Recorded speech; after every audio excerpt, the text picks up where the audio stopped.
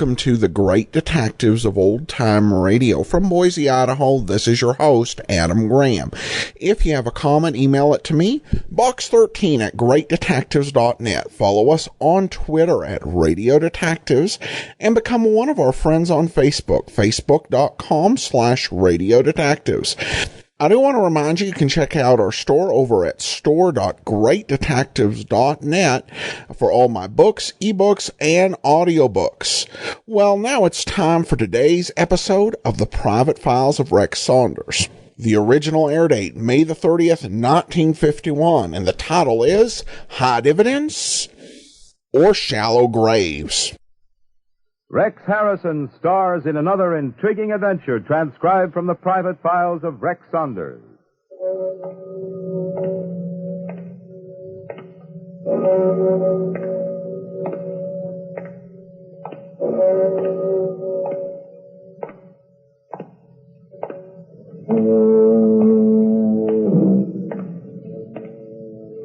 Concerning blackmail. A dangerous game which either pays off in high dividends or shallow graves.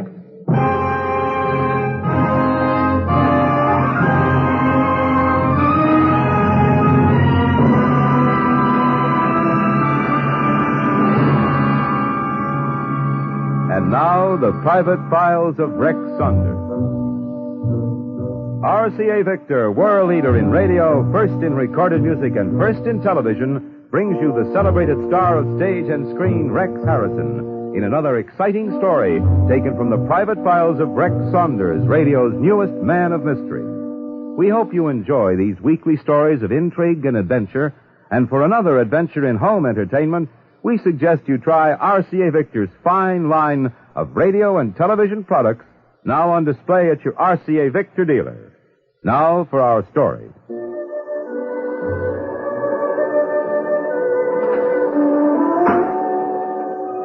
The dignified man in the pinstripe suit gets off the rickety elevator at the 6th floor, stops to take a cigarette out of the silver case, watches the ancient elevator slowly descend in its iron prison, then crushes the cigarette between his fingers and walks quickly down the dim-lit hotel corridor. The dignified man in the pinstripe suit stops before room 617, casts a quick glance back along the corridor, then knocks on the door.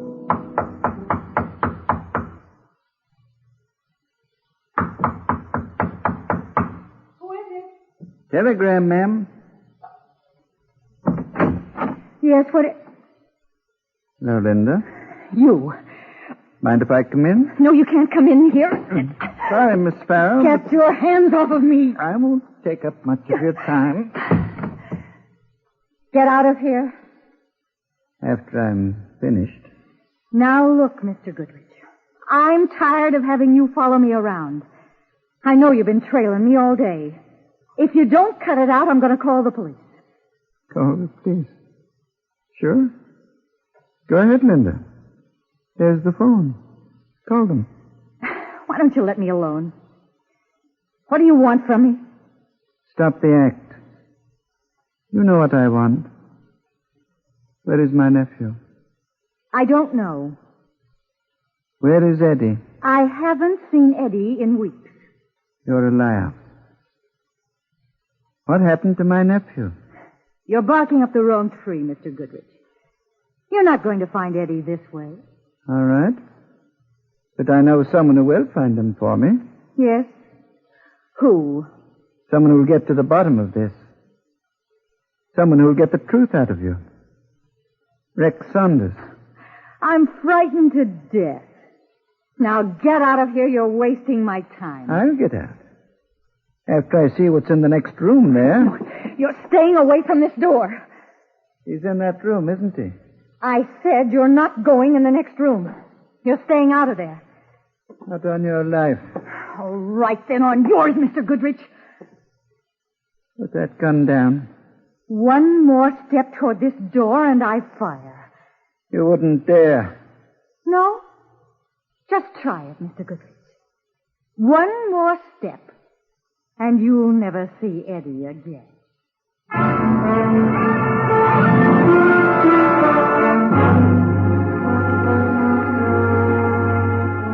You stupid little fool. You didn't shoot, did you? No, Eddie. I just scared him off. But you'd better lay low. What's this about Saunders? The old man's going to call him in on it. Okay, Linda. Don't you worry about Saunders. He won't be on this case long.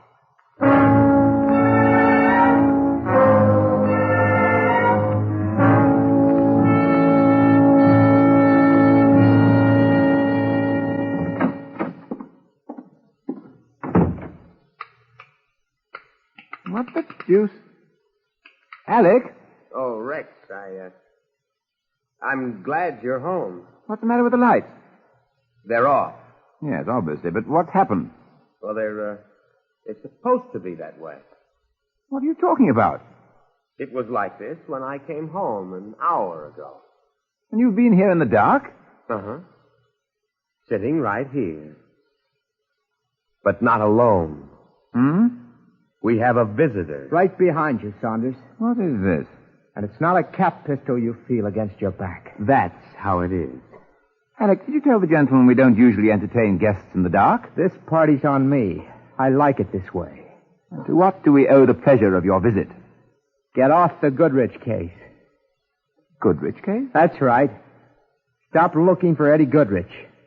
I don't want you to find him. Do you understand? Well, frankly, no. You see, I've never heard of your Eddie Goodrich. I'm not here to play games, Saunders. Believe me, I haven't been looking for Mr. Goodrich. That's what I've been telling him. Now, look, Saunders, you get off this case and get off it fast if you know what's good for you. I usually don't. You'd better this time, because I got a shell in this gun with your initials on it. So you just be smart. Oh! I'm sorry. What's the idea of that? Just a deep scratch on the hand. I wanted something to recognize you by, since I haven't had the privilege of seeing your face. Perhaps the next time we meet... Get this through your head and keep it there. The next time we meet, Saunders, it'll be at a funeral. Yours. Remember that. Nice fellow. You must have him over again sometime. I wish you'd tell me what this was all about. I wasn't aware that you were on a new case. Neither was I. Then you know nothing about this Goodrich person? Absolutely nothing. But now my curiosity is aroused. I know what that means. Here we go again. That's what it means. But first, let me see if I can do something about lifting the blackout in here. No. The phone again. I'll get it. It rang several times, but our uninvited guest wouldn't let me answer it. Hello. Rex Saunders? Yes? I'd like to call on you tomorrow. Will you be at home? Well, that all depends. It's very important. I need your help. Who is this? What do you want me to do? My name is Mark Goodrich.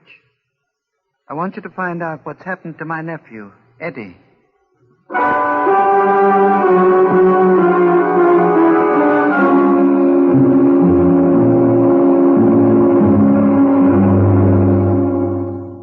Mr. Saunders, that's how it's been with my nephew for years. He goes with the wrong people. He's constantly in jams. Mm-hmm.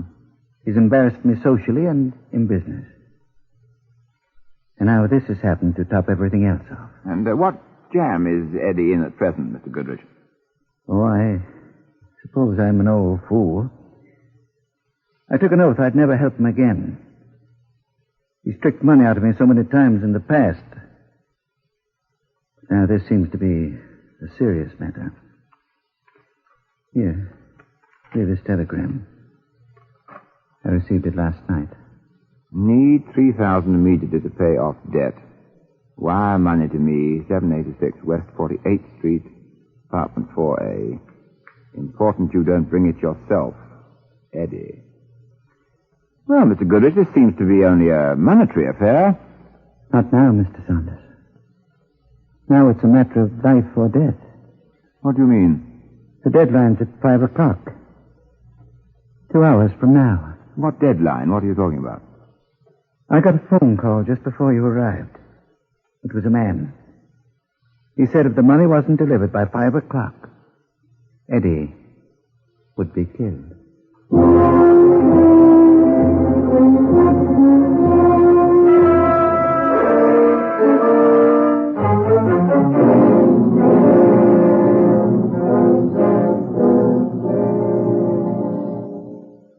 They're new. 3 great new releases by RCA Victor, sure to become overnight hits. So get your copy of Mindy Carson's latest recording, You Only Want Me When You're Lonesome, Jan Pierce's great rendition of What Is a Boy, and Frankie Carl's I Feel Like Spaghetti Tonight.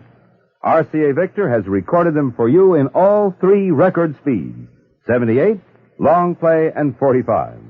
They're available now, so keep pace with the latest in popular recordings. Be sure to hear Mindy Carson, Jan Pierce, and Frankie Carl on RCA Victor Records. Records you and your family will enjoy playing over and over again. And you can buy these hit records singly, or better still, buy all 3. 3 exciting new releases from RCA Victor's starlit roster of great artists. Hear this fine music on a new Victrola radio phonograph console.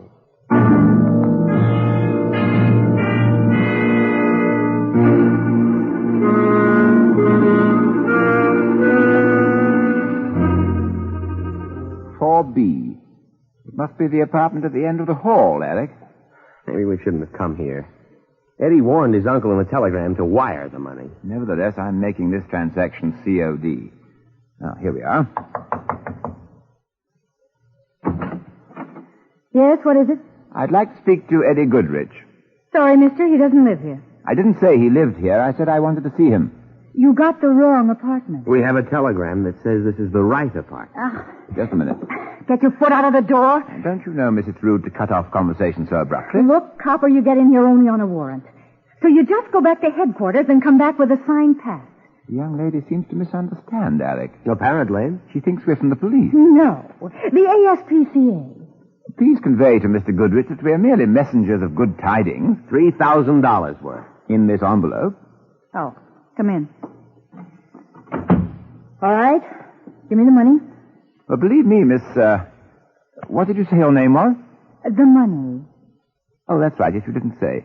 Now, about this money, I'm expected to get a receipt in return for it. So I'll give you a receipt. The young lady continues to misunderstand, Alec. Dreadfully so. The receipt I have in mind is Eddie Goodrich in person. Don't worry. I'll see that he gets the money. But I do worry. It's my nature. I insist upon handing this over to Eddie Goodrich personally.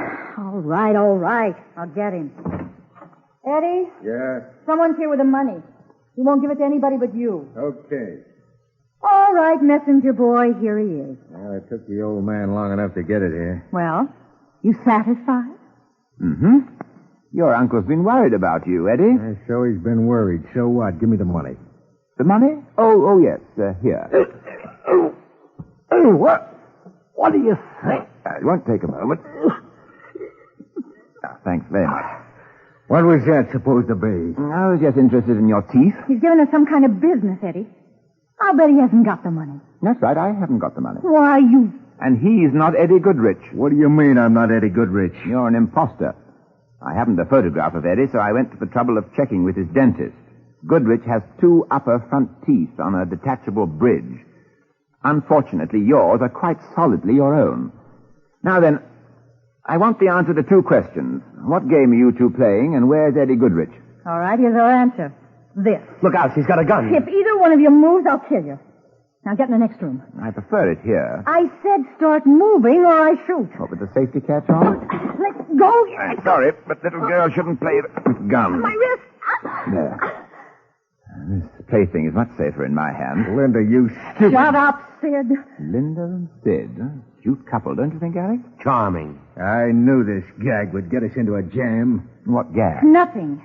He doesn't know what he's talking about. I don't, huh? Shut up, you fool. Well, they got us, Linda. Maybe if we open up... They haven't got anything on us. No? What about this automatic of yours, Linda? I've got a license to carry it. Do you have a license to practice extortion, too? You'll have to prove that. We'll prove it, all right. It'll take time. You want to find Eddie Goodrich in a hurry, don't you? I believe I detect a bargain in the offing. You guessed it. The terms?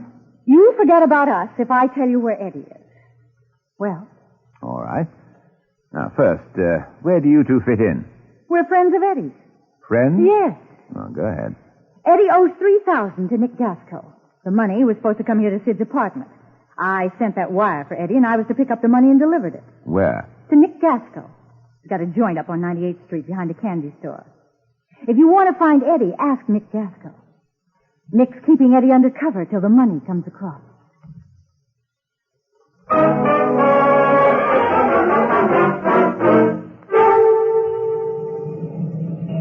Do you have everything straight, Alex? Yes, I'm to keep a watch on this house. If Linda and Sid leave, I'm to follow them wherever they go. Mm-hmm. And I'll be back just as soon as I hear what Nick Gasco has to say.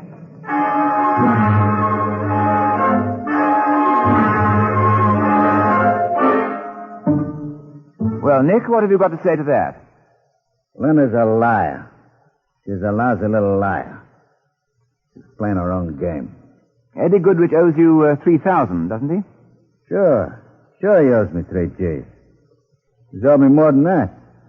But he's good for it. He pumps it out of the old man like water. Eddie's okay in a cup anytime. When did you see Eddie last? Day before yesterday, when he dropped the 3 G's here. Was he alone? You crazy? Alone? That girl Linda was with him. She's always with him. So's her boyfriend, Sid. They live off Eddie's dough. Where do you think Eddie might be now? Come on with me. I know where he is. Where are you taking me? Right back to Sid's apartment.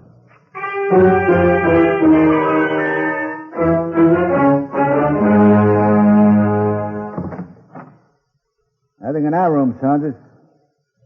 Looks like they cleared out in a hurry. I thought we'd find them gone, Nick.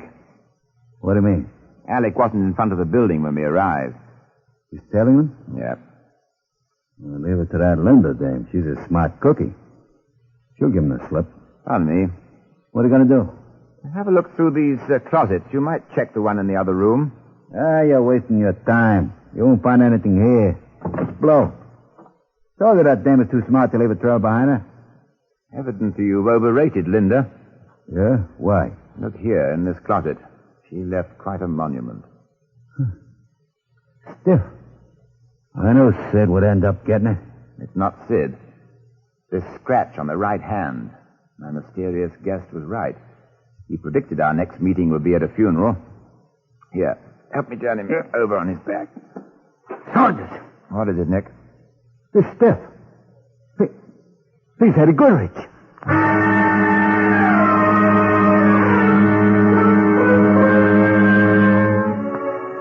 How much longer are we going to sit here, Saunders?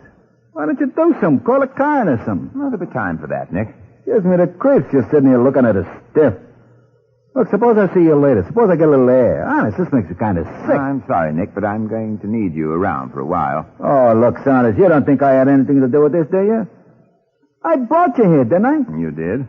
Well, I wouldn't do that if I was in on the job, would I? I just want you around for help, Nick, that's all. You wouldn't kid me, would you? I told you that Eddie and I were friends, didn't I? We were good friends. I let him go in a cup for 3 G's, just like I told you. You can ask anybody. Nick Gasco don't do business like it was done to Eddie there. No, now, take it easy. I think that's the call I was expecting. Hello? This is Alec, Rex. I thought I'd still get you there. Linda and Sid left the house about 15 minutes after you went uptown. They had 2 valises with them. Where did they go? I don't know. What do you mean? What happened? I followed their car up 9th Avenue and then across town on 59th Street. They made a quick turn into Central Park, and then I lost them. I'm sorry. It seems that Nick was right about Linda. You better come back. We still have some business to settle here in Sid's apartment. What kind of business? A matter between Nick Gasco and a corpse. Nick's here with me, and so is Eddie Goodrich's corpse. What? And despite his fervent avowals of friendship for Eddie, I have an idea that Nick isn't telling all he knows. Oh. Rex, what happened? Rex! Rex!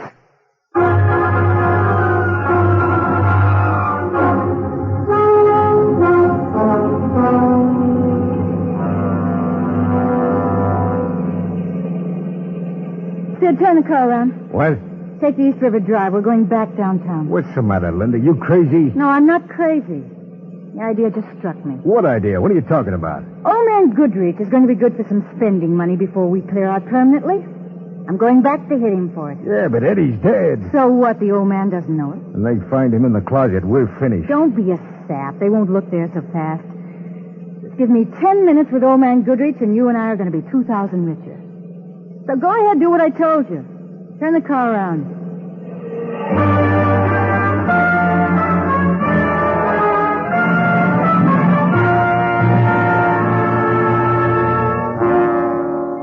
It'll cost you 2,000, Mr. Goodrich.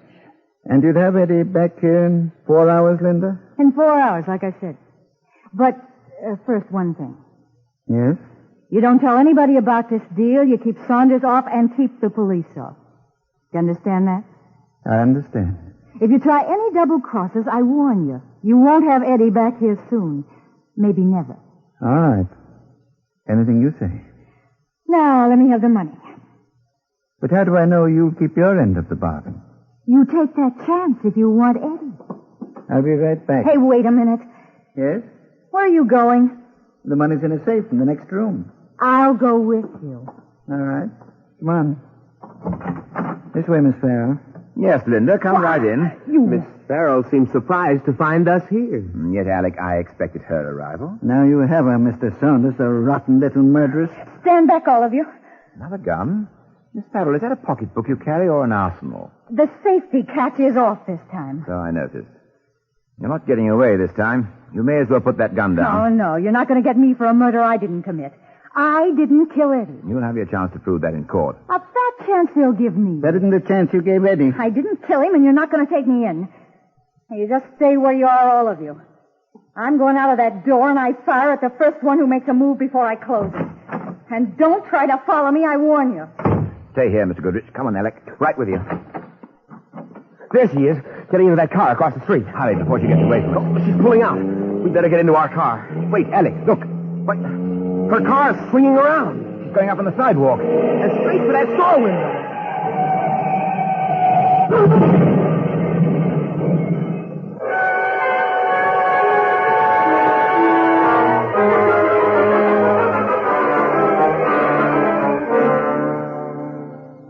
Back to the climax of our story in a moment. You'll always have fun at your fingertips with the pick of the portables, an RCA Victor portable radio. Yes, anytime, any place, an RCA Victor portable is wonderful company. Its new expanded range pays big dividends in listening pleasure. It gives you the strongest reception ever achieved on battery operation, and yet it's so light, so compact, that you can take it anywhere. You'll enjoy an RCA Victor portable at home, too. There's always enough tone and volume to fill up a large room or a terrace or a sun porch. Always unbelievably fine performance at all times.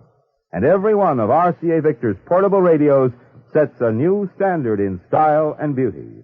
So, wherever you are, indoors or out, take a world of entertainment right along with you. Take an RCA Victor portable radio. Next chance you get, make your selection from the many great RCA Victor models.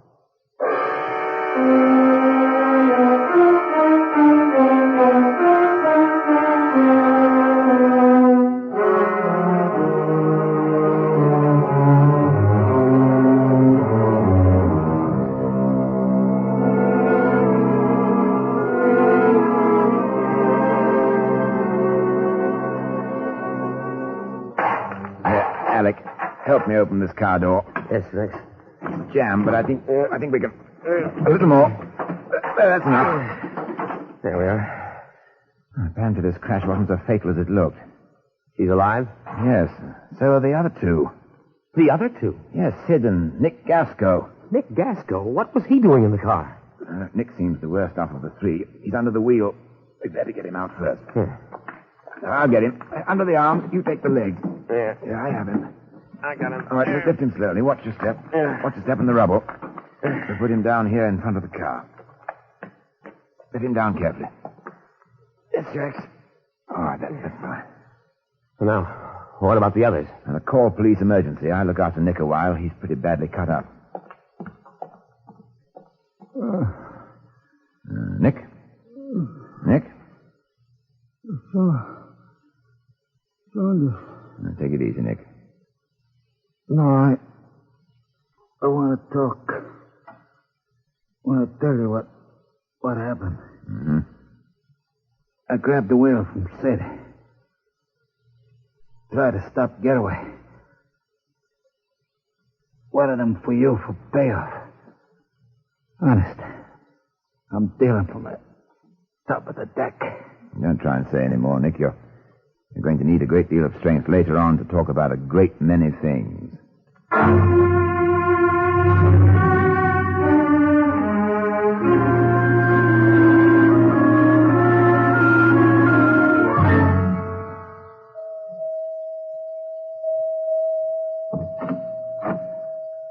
Hello, Nick.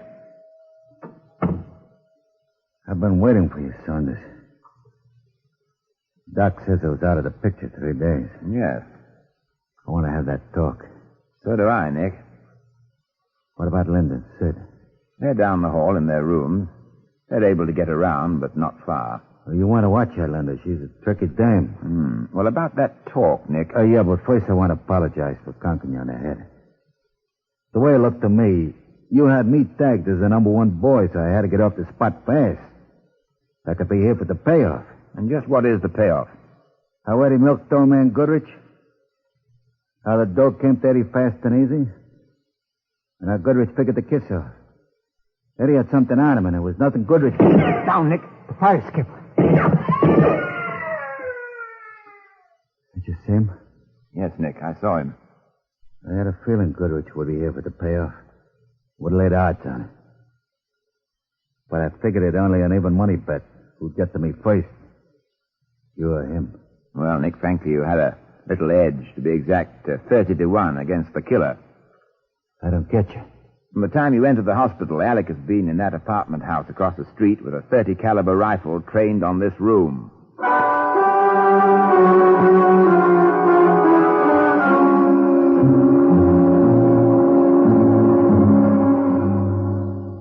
Well, that's the way it was, Alec. Eddie knew that his uncle had been mixed up in several shady business deals, and with that information, he bled money from Goodrich year after year. And Goodrich decided he had to end the blackmail sometime, and the opportunity presented itself when he found Eddie alone in Sid's apartment. Eddie was already murdered when I went to see Goodrich Tuesday afternoon. But why did he let us in on the case? Probably because he thought it'd furnish him with a perfect alibi. But what about Linda and Sid? They knew Eddie's body was in that closet. Linda and Sid are explaining that to the district attorney now.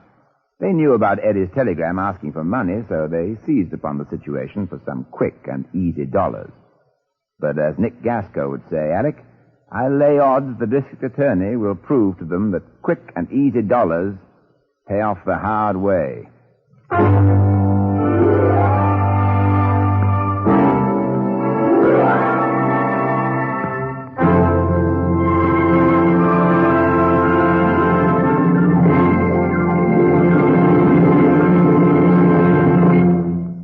In a moment, Rex Harrison will return to tell you about next week's stories.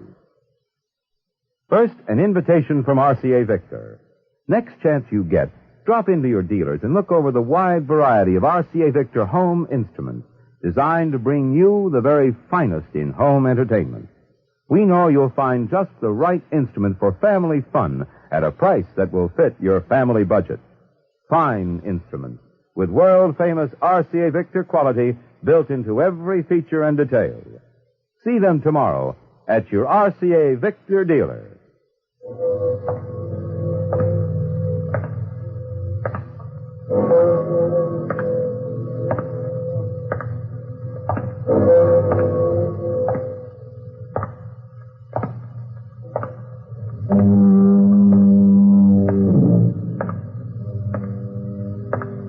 And now, here is Rex Harrison, internationally famous star of stage and screen, to tell you about next week's adventure, transcribed from the private files of Rex Saunders.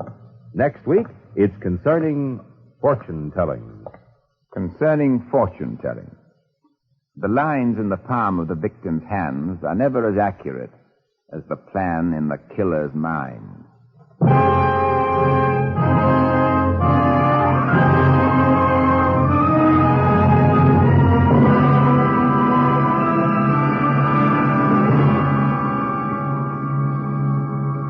have been listening to another intriguing adventure transcribed from the private files of Rex Saunders, written by Ed Adamson. In the cast were Leon Janney as Alec and Amzie Strickland as Linda.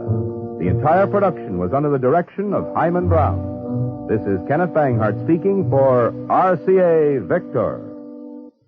This is NBC, the National Broadcasting Company. This is Andrea J. Graham, author of the web surfer series, Oh, and a Madam's Wife. You're listening to the Great Detectives of Old Time Radio.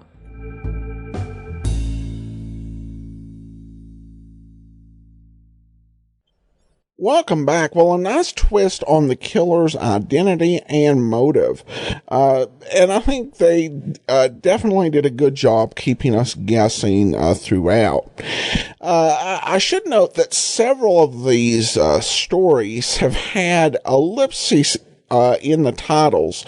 So I hope, and there's several more, the next few weeks don't use ellipses, so I'm trying to pause to reflect the ellipses when I am reading the title. So there you go. All right. Well, some listener comments and feedback, and we start with a question from Daniel, who writes in, how many of these, regarding the private files of Rex Saunders, how many of these do we get? I'm starting to like.